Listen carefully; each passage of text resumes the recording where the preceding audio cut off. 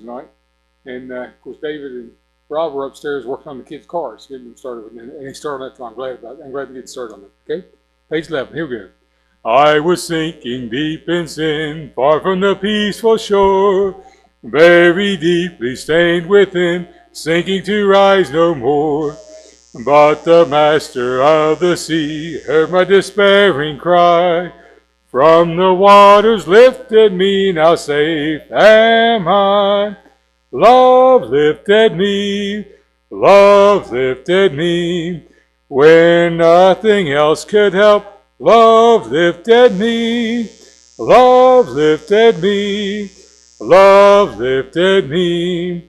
When nothing else could help, love lifted me. All my heart to him I give, ever to him I'll cling. In his blessed presence live, ever his praises sing. Love so mighty and so true merits my soul's best song.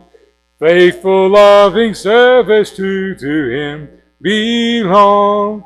Love lifted me, love lifted me. When nothing else could help, love lifted me, love lifted me, love lifted me. When nothing else could help, love lifted me. Souls in danger, look above. Jesus completely saves. He will lift you by his love out of the angry waves. He's a master of the sea, billows his will obey. He, your Savior, wants to be saved today. Love lifted me, love lifted me. When nothing else could help, love lifted me, love lifted me, love lifted me. When nothing else could help, love lifted me. Thank you. Have a seat. Let's go, Lord, in prayer. Does anybody have a spoken prayer request?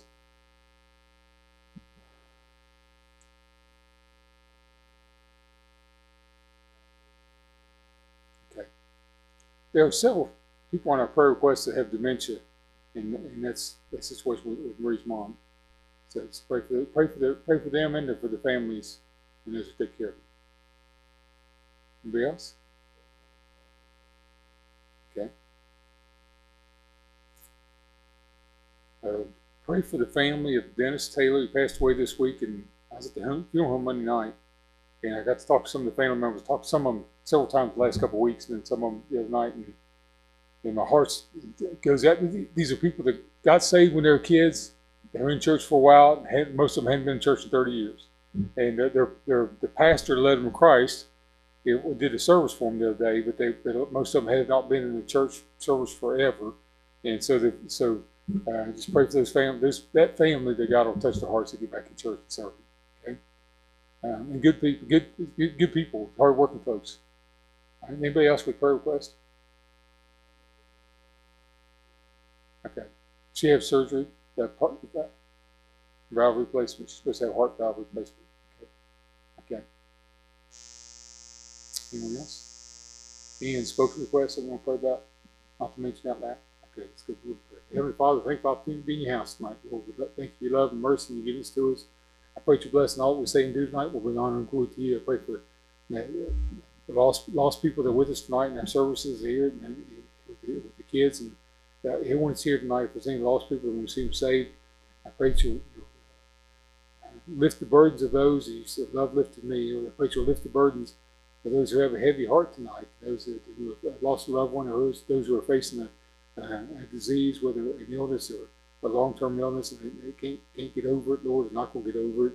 I pray that you'll lift the hearts of those and the caretakers. Thank you for giving us to us. Thank you, Jesus, for dying on the cross for us and saving our soul from hell and the wonderful life you've given us.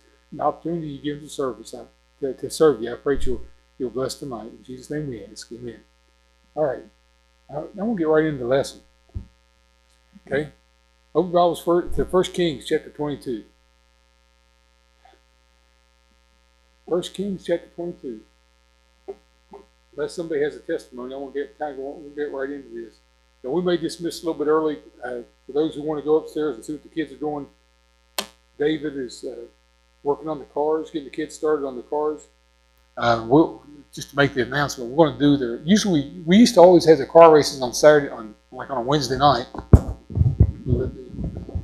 But I think this year we're going to do it on a Saturday afternoon or something, just so get because there's a lot of kids. There's a lot of kids coming. Whose parents never come, and if we have a cookout on a Saturday afternoon and have the car race on Saturday afternoon, if everybody in favor of that, a cookout and have the car race on Saturday, I think it's good. Anybody think it's a good idea? Anybody think it's a bad idea? They think Charlie said, "I got enough to do on Saturday." Okay, just to get the parents in the building one time. Okay. And we'll feed them and let the kids have fun. I think they'll like it. Okay, so we're going to do that. We don't know what day yet. We don't know how long it's going to take to get the cars done. Maybe a couple weeks, maybe 2 weeks, 4 weeks. We're not in a hurry on it. Okay, we don't have a set date for that yet. Okay, open the Bibles to 1 Kings chapter 22, and I'm going to read you a brief history of man's life, and then we'll go into it a little bit. Okay, this is Jehoshaphat. This is the king of Judah. Chapter 22 is the last chapter in 1 Kings. Look down at verse 41. And Jehoshaphat, the son of Asa, began to reign over Judah in the 4th year of Ahab, king of Israel. And Jehoshaphat was 35 years old when he began to reign. And he reigned 25 years in Jerusalem, and his mother's name was Azubah, the daughter of Shilhi. And he walked in all the ways of Asa his father, and turned not aside from it, doing that which was right in the eyes of the Lord. Nevertheless, the high places were not taken away, for the people offered and burnt incense yet in the high places. And Jehoshaphat made peace with the king of Israel. Now the rest of the acts of Jehoshaphat and his might that he showed and how he warred and are they not written in the book of the Chronicles of the kings of Judah? And the remnant of the Sodomites which remained in the days after his father Asa, he took out of the land. Stop reading right there. He's only got five sentences, verses, 5 or 6 verses, a couple more after that, about Jehoshaphat's life. His father was the king of Judah. So we're looking at the northern kingdom of Israel, southern kingdom is Judah, and they're divided after Solomon's reign. For 60 years, there was a problem between the two. Solomon's son Rehoboam led the southern kingdom, and Jeroboam led the northern kingdom. They fought against each other, and so there was about 4 different kings in the northern kingdom and 3 kings in the southern kingdom. There's more after this, but in the first 60 years, there was no peace between the 2 kingdoms. Just like if the Civil War in our country had divided the nation along the Mason-Dixon line or someplace, and we still fought against the North, or we still fought against, actually we fought against the South, but most of us more like Southerners than we are Northerners, but we are. If our nation was still divided, and that there was always a strife between us that lasted for 60 years.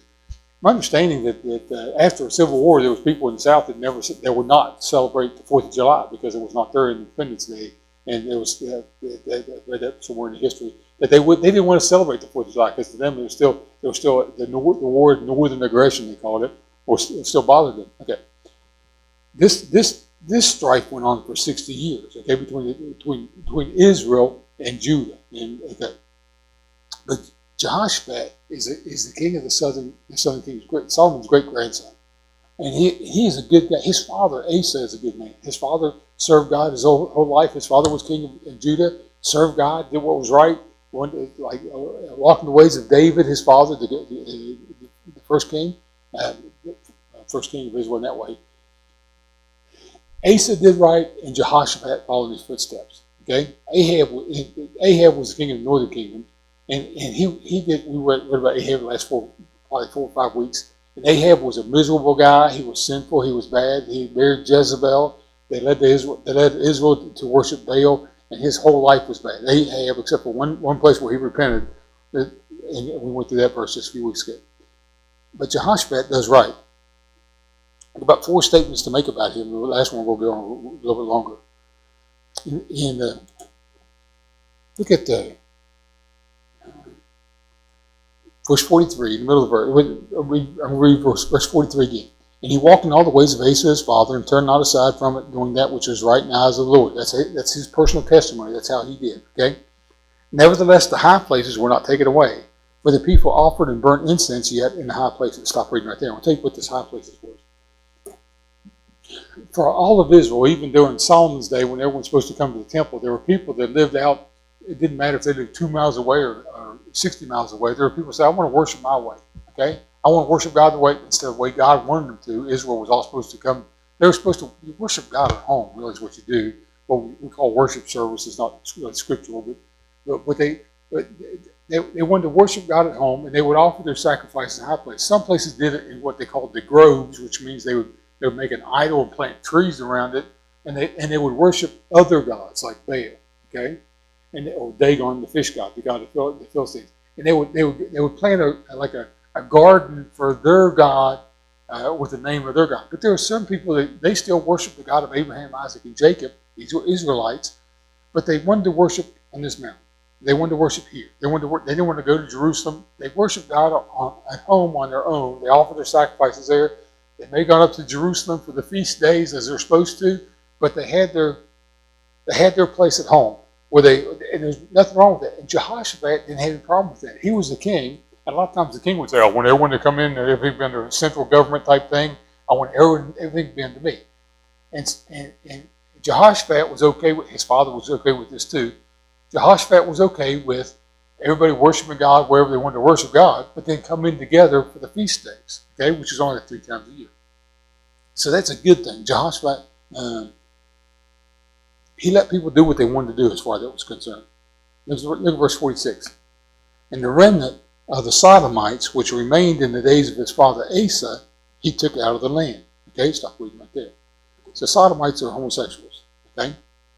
And today, I heard a commercial on the radio today that homosexuals, LBQT, whatever they want, letters they want to call them today, the biblical term for sodomy.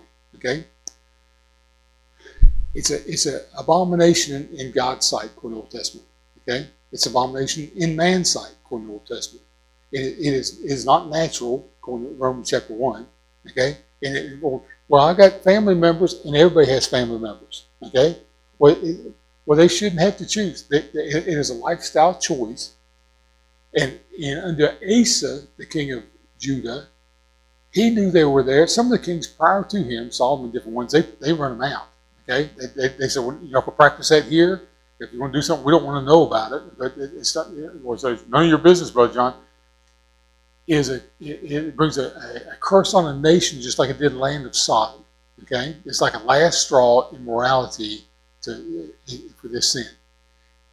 Asa didn't do anything about it, but he knew they were out there, but he didn't do anything about it. Jehoshaphat did. He said, "If you're known to be this way, leave." Okay, well, John, a king shouldn't do that to his people. A king who is worshiping God, who reads this verse and says, "That's wrong. Don't do it." Okay, if your choice is to live that way, there's other kingdoms would really like for you to come and live with them. There's other people who want you to come stay with them.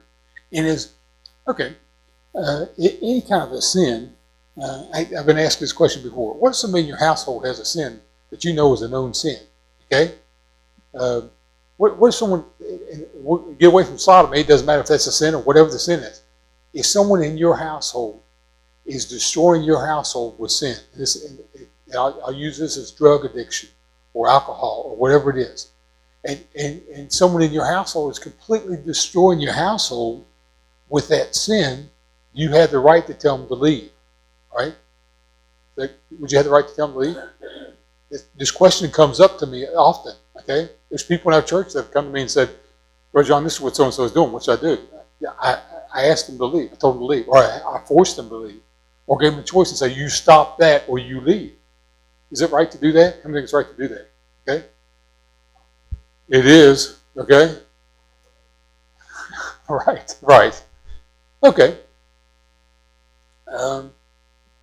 Most often, when the person in this illustration, Jehoshaphat is a king, but really he's the one. The term king means he's the one that answers to God for his nation.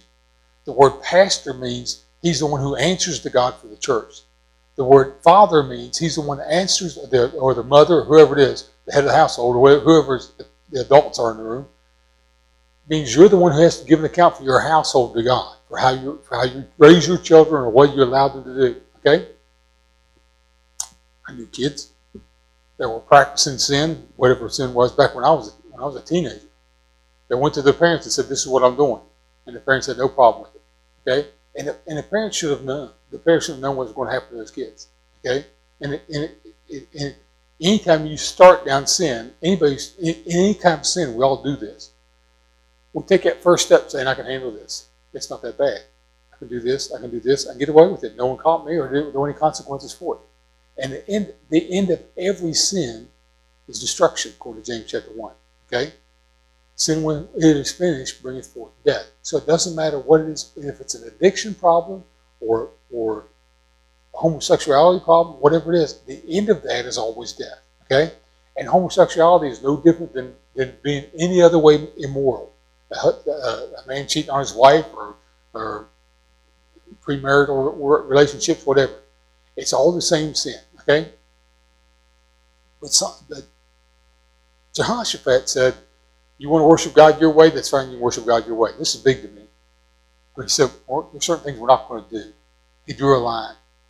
He said, if you want to live that way, go with the Edomites. Okay?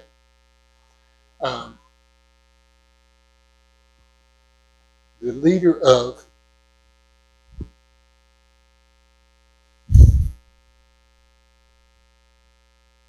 I think it was the leader of Iran about 5 years ago, maybe longer than that, maybe 10 years ago, was speaking at a university in the United States. And in his country, it's illegal to be a homosexual. Okay? If they know that you are this way, they will stone you publicly. And that way you don't have, it eliminates it. Okay? And so he was speaking at a university. I'm pretty sure it's the leader of Iran, but I may be wrong about that. He was speaking at a university, and he said, "We don't have any." So someone asked him, college students were asking him questions, and they said, "What about homosexuals in your nation?" He said, "We don't have any." And they said, "Yeah, you do." He said, "Do you know who they are?" And nobody would answer. Because if he knew who they were, they would publicly stone them, kill them. Okay? But John, you think that's right? That's what the leader of that country, the dictator of that country, was saying. That's what would happen in our country. And Jehoshaphat was saying, if you want to be that way, go somewhere else. Okay? I'm not going to stone you publicly. I'm going to ask you to leave. And that's exactly what he did. Okay? He's a good man. 3 things we learned so far. He did not take place of the high places, let people worship God where they want to worship God. Not worship idols, but worship God. He took away the sodomites. There's a big difference between forcing your morality on someone else or making expectations. Okay, expecting morality from people. Okay. But verse 44, this is what I want to get to. Okay, look at verse 44. And Jehoshaphat made peace with the king of Israel. Okay, here's the northern kingdom. Ahab's the king. Is Ahab a good guy or a bad guy? Huh? Bad guy, right? Who did he marry? Jezebel. So Ahab and Jezebel run the northern kingdom. And they're bad. Bad to the bone. Okay? Like the Chevy commercial. They're bad. And Jehoshaphat says 60 years of us having strife between our brothers, northern kingdom, 60 years is enough. Those guys are our cousins. Let's go up and make things right. So Jehoshaphat goes up to Ahab and says, let's make things right. And according to this verse, he made peace with Israel. Okay? Verse 44, read out loud again. And Jehoshaphat made peace with the king of Israel. We know that's Ahab. Okay? And no other king before him wanted to do that. No one else wanted to go up to those people because they were all bad. Okay. Back up to the beginning of the chapter 22. The beginning of the chapter, I'll read just a couple verses. I want to skip through different verses. Look at this. Because the kingdom had divided, Jehoshaphat didn't think it should be divided. It's supposed to be one nation or one people. Chapter 22, verse 2. And it came to pass in the 3rd year of Jehoshaphat, king of Judah, and it came to pass in the 3rd year that Jehoshaphat, king of Judah, came down to the king of Israel. And the king of Israel said to his servants, Know ye that Ramoth and Gilead is ours, and we be still and take it not out of the hand of the king of Syria? And he said unto Jehoshaphat, Wilt thou go with me to battle to Ramoth Gilead? And Jehoshaphat said to the king of Israel, I am as thou art, and my people is thy people, and my horses as thy horses. Stop reading with it.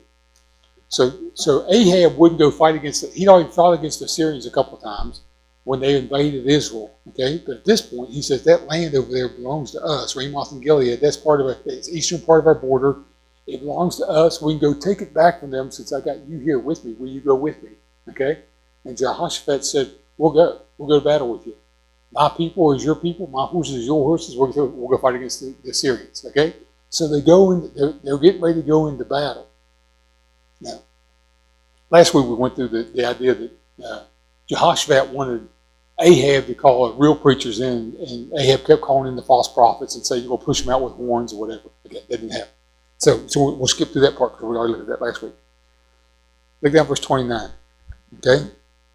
So the king of Israel and Jehoshaphat, the king of Judah, went up to Ramoth Gilead, and the king of Israel, that's Ahab, said to Jehoshaphat, I will disguise myself and enter into the battle, but put thou on thy robes. And the king of Israel disguised himself and went into the battle. Look at this one. This is fun. Ahab's going to go into battle, okay? But he's not going to wear his royal robes going into battle. How many think it's a good idea for him to wear royal robes going into battle, okay? But he tells Jehoshaphat, and Jehoshaphat, he warred wars, he'd been in battles before. He said, you wear your royal garments, and I'll just dress like a regular soldier, okay? And we'll go into battle. And so when they got into battle, Ahab separated himself from Jehoshaphat. Why? He just set him up to be killed. Okay, right? Right, Marlon? It's like saluting your commanding officer when people are shooting at you. Yes, sir. Everyone knows hit a target on that guy. Okay, right? And and I think when I read this, Jehoshaphat just got set up by the man he went to help. Okay, he said, "My people, your people, my horses, your horses. Will help you in this battle." Okay, so he may not be in a real fluffy royal robe type thing, but he's dressed more like a king. And so the king of Syria tells all his officers, don't fight with anybody except the king of Israel. Once you see who he is, he's going to be like a neon sign over here, dressed different than everybody else, right?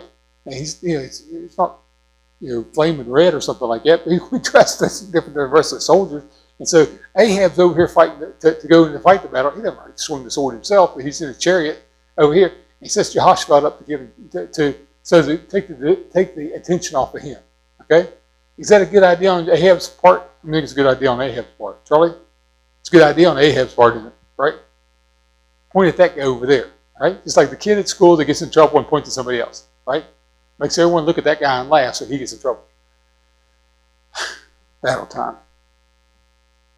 Ahab knows the Syrians. He knows that the Syrian generals are going to come after him. Captains are going to come after him, nobody else.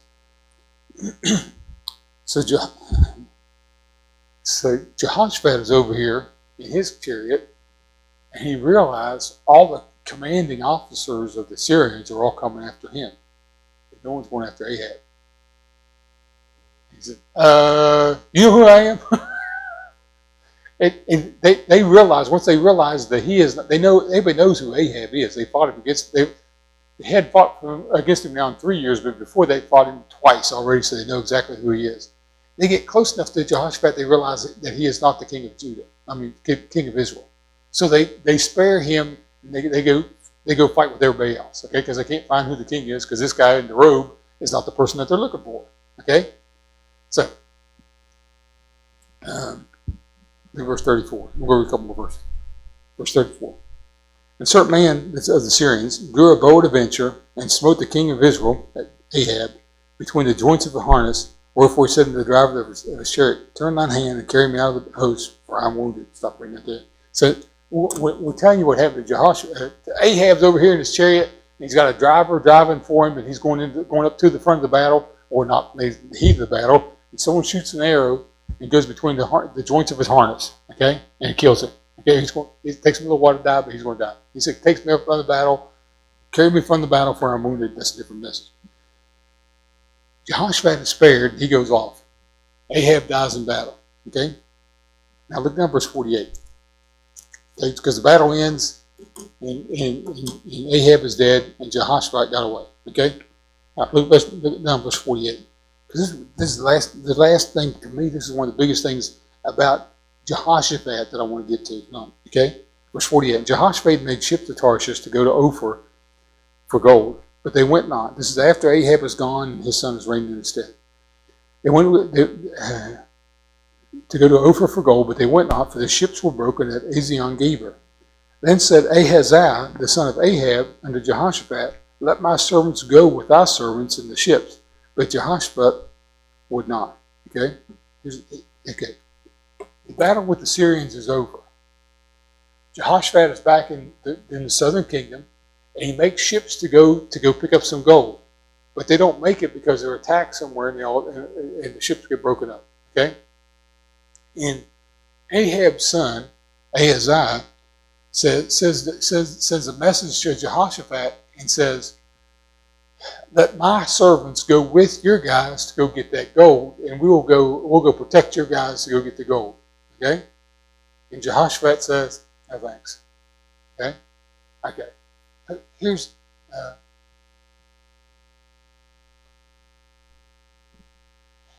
a big principle in Christianity that is very seldom taught. Okay? Jehoshaphat made peace with Israel. He is now at peace with all of Israel. Northern and southern. He's a king of the southern kingdom. He's at peace with the northern kingdom. But something inside of him, when Ahab's son, Ahaziah, wants to send men with him to go pick up some gold, he says, "No thanks, I won't trust you." Okay? I think Jehoshaphat should forgive Ahab for setting him up in the battle. You think he should forgive him? He should forgive him, right? He does. But think Jehoshaphat should trust Ahab's son? Would you trust the son? Okay? Jehoshaphat doesn't trust him. But John, is there a difference between forgiving somebody and trusting somebody? Big difference. Okay? There's a big difference between saying, "I forgive them, I'm not going to hold it against them, I'm not going to trust them." Right? We talked a minute ago, 5 minutes ago, about somebody that's in your house that's doing something they shouldn't do. You should forgive them? You should always forgive them. Okay? Forgive them. Doesn't mean you're going to trust them. Right? That doesn't mean you're going to say, "Okay, you can do whatever you want to do." Or, "Yes, I'm going to let you go with me to pick up this gold." Okay? Because there's nothing in Ahaziah's life or Ahab's life or anybody in the northern kingdom that Jehoshaphat says, "I will trust those people to go with me to pick up this gold." Okay? Charlie? Is there people that you know that you would let carry your wallet outside of your family, outside your immediate family? Okay. Is there people that you know that you would not let carry your wallet? Of course. Okay. There's some people that you say, "Are you bitter against them? Can you hold something against them?" You should never hold something against somebody or be mad at them. Right? Carry the grudge. Envy only eats the vessel that it's in. It makes you mad at somebody. You stay mad at them the rest of your life. Doesn't hurt them at all. It hurt you. It can only hurt you. It'll consume the vessel that it's in. Okay? That anger. There's a difference between forgiving somebody and trusting somebody. Okay? And so, well, Brother John, that doesn't mean Charlie's mad at those people. He wouldn't carry his wallet. No, he just wouldn't trust him to carry his wallet. Okay? And okay. Would you trust your kids to ride in the van with them? Certain people, yes. Certain people, no. Okay? There's a man that comes to church here that he passed his sister driving her car. He looked over at her while she was driving her car. She was driving with her knees and had a book on her lap. Okay? And she was driving with her knees and was reading the book. Okay? You may want to ride with her. Would you trust your kids with her? Would you let your kids, well, John, even if they're in bubble wrap and in the back seat with strapped in with like those racing harness straps and stuff like that, would you let your kids ride with him? No, of course not. Okay? And he's not letting his kids ride with his sister because he passed her and she was like 8 inches off the back end of a tractor trailer reading the book while she was going down the highway. Okay? And he said, "There's no way I would ever let my kids ride." And he, it's his sister. He's known her all her life. He's so poor. I would I let her. Okay, would he be mad at her? No. Would he forgive her for something that she did? Yes, he would forgive her for anything she did. But would he trust her with the kids? Nope. Okay, not there. She could ride with them. Okay. Okay. Jehoshaphat made peace with Israel. They learned not to trust them. He wouldn't take their help. So peace is not the same thing as trusting. Who was it? President Nixon was talking about the Russians. Maybe Reagan said trust but verify, right? There's a bank that I go to. I'll be there tomorrow. There's a bank that I go to, and I go into all departments of this bank. Where the tellers are at and where the vault's at. I go into every department where the operations people are at.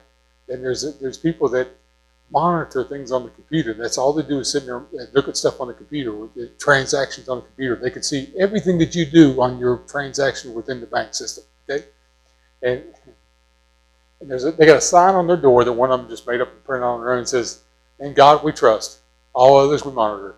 Okay, because they're not going to trust anybody. They're going to watch every account and every transaction that's made. According to the federal government, they're supposed to monitor these things. Okay. So here's a question. Is there people you need to forgive? Like Jehoshaphat forgiving Ahab, or forgiving the northern kingdom of Israel? Is there people that you personally need to forgive? Only you can answer that. Okay? Is there people that you need to forgive, but you don't have to trust them? Right? And it could be the same people. Wow, I'm so holding it. Okay. My mind went to something today. Something was said today by somebody at work. And it doesn't matter. I work all over the state, so it doesn't matter where it's at. So something was said today by somebody at work that says, and I had to think about things. Charlie had to think about things, Marlon, that were said for 3 years ago, 5 years ago. I had to think about things that have been said in the process of this work situation for however many years. And knowing what I was teaching tonight, in my heart of hearts, I could look at somebody and say, full forgiveness for whatever you've said or done, okay? But I can never trust you, okay? If you tell me you're going to bring this to me, I won't believe it's there until I have it in my hands, okay?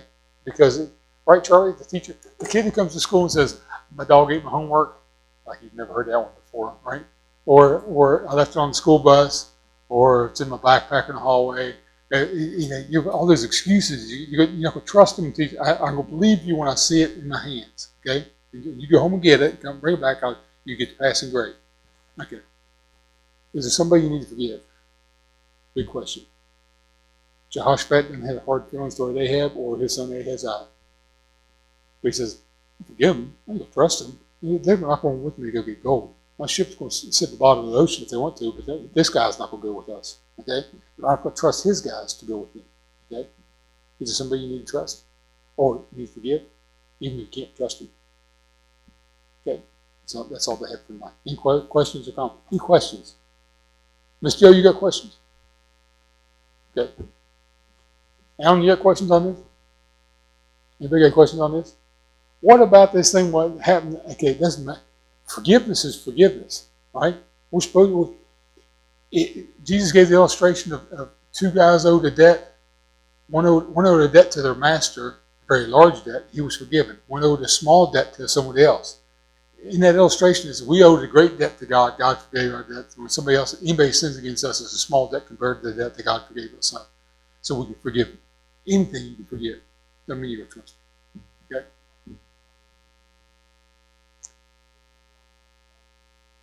You can forgive, but it doesn't mean you have to. You forgive, but say, I've heard this saying, forgiven and forgotten. A lot of things you're never going to forget.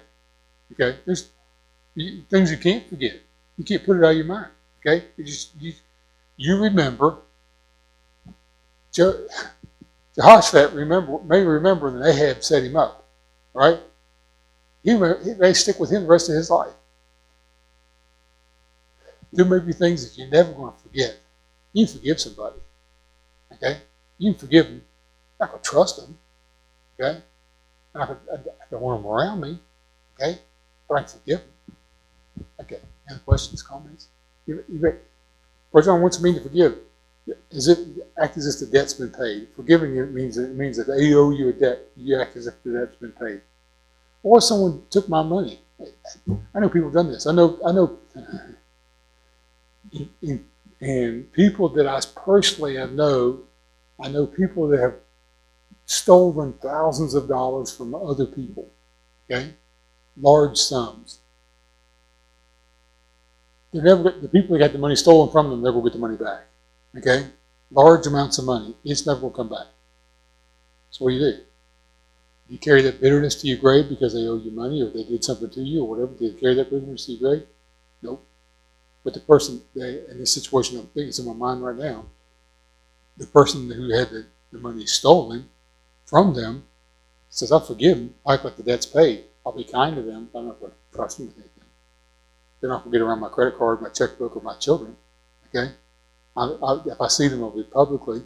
I won't ever say anything privately with them because I don't want them to be twisted what they say. Right? Yeah, it makes sense. So you say, I forgive them, I don't trust them. Okay? All right. Anyone else? Okay, let's pray with me this minute. Thank you, Lord Jesus, for loving us. Thank you for giving us to us. Thank you that you forgive us, and you know how bad we are, and you forgive us. Help us to turn to the person that owes us a debt or has done something to us, and just from our heart of hearts, count the debt as if it's been paid. We sing the song, Jesus paid it all, when we talk about our debt. He paid the debt for them too. Help us forgive where we're supposed to forgive, even when we never trust somebody. And I always look at them in the corner of our eye and kind of wonder about them. Help us learn to forgive. Thank you for the opportunity you've given us to forgive people. Because if nobody's ever done us wrong, we never see the need to learn to forgive. Help us learn to forgive the way you do. In Jesus' name we ask. Thank you. Dismissed. I'm not going to sing. You are dismissed.